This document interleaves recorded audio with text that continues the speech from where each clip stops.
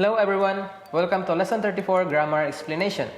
And before proceeding to this video, make sure to watch the Lesson 34 vocabulary video on our YouTube channel for you to understand more about today's lesson. では、始めましょう。ジャンジャルさん、コーヒーはいかがですか？はい、お願いします。砂糖は入れますか？いえ、私は砂糖を入れないで飲みます。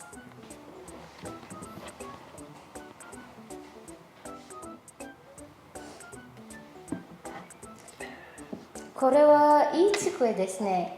自分で組み立てたんですか？はい、説明書の通りに組み立てました。すごいですね。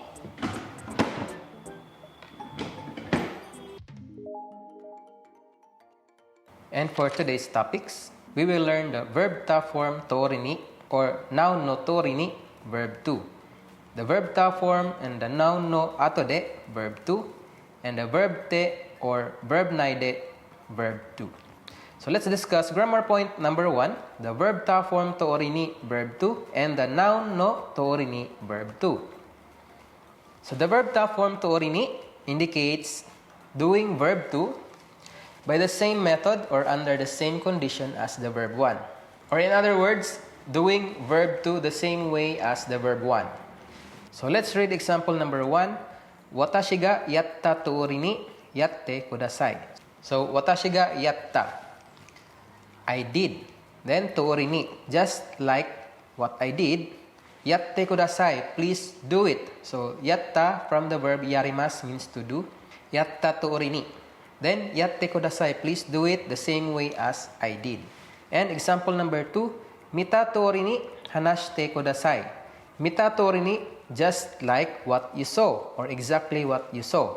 Hanashite kudasai, please describe, or please tell exactly what you saw, just like what you saw. Mita tori ni. And for the noun, we will use the pattern noun no tori ni and verb 2. So this indicates performing an action without deviating from the standard indicated by the preceding phrase. So, using the noun as a guide or following the noun, you will do the verb 2. So, in example number 3, sen no tori ni kami o kitte kudasai. So, sen no tori ni. Sen means the line, a line. Then, no tori ni. Because sen is a noun, so we will add no. Then, tori ni. Following the line or using the line as a guide, kami o kitte kudasai, please cut the paper. Example number 4, setsume sho no tori ni kumitate mashita. So, setsume sho means instruction manual. No tori ni, so following the instruction manual. Kumitate mashita, I assembled it following the instruction manual. So, tori ni is a noun, so it can be used with a demonstrative such as kono, sono, and ano, directly attached to mean by the same method or in the same way as specified by that demonstrative. So, as an example, let's read number 5. Kono tori ni, just like this. Kono tori ni. Okay? Following this. Kaite kudasai. Please write it. Please write just like this. So, kono tori ni. Or, sono tori ni, just like that. Grammar point number 2, the verb ta form ato de, verb 2, and the noun no ato de, verb. So, the verb ta ato de, verb 2, indicates that the action denoted by verb 2 happens after the action or situation denoted by verb 1 or the noun. Or in other words, the verb 2 happens after the verb 1 or after the noun. So, example number 6, atarashi no o katta ato de nakushita toke ga mitsukarimashita. So, atarashi no o, a new one. Katta ato de. So, atarashi no means a new one. Particle o for the verb kaimashita. So, the pattern is verb ta ato de. Ta form. The ta form for the verb kaimashita is katta. So, atarashi no o katta ato de, after buying a new one, nakushita toke ga, the watch that I lost, mitsukarimashita, was found. So, I found or the watch that I had lost was found. It means that after buying a new one, the verb to happens. I found the lost watch. And example number 7, Shigoto no ato de nomi ni ikemasen ka? Shigoto no ato de nomi ni ikimasen ka? So this is the noun no ato de and the verb to. The verb to says nomi ni ikimasen ka? So inviting someone.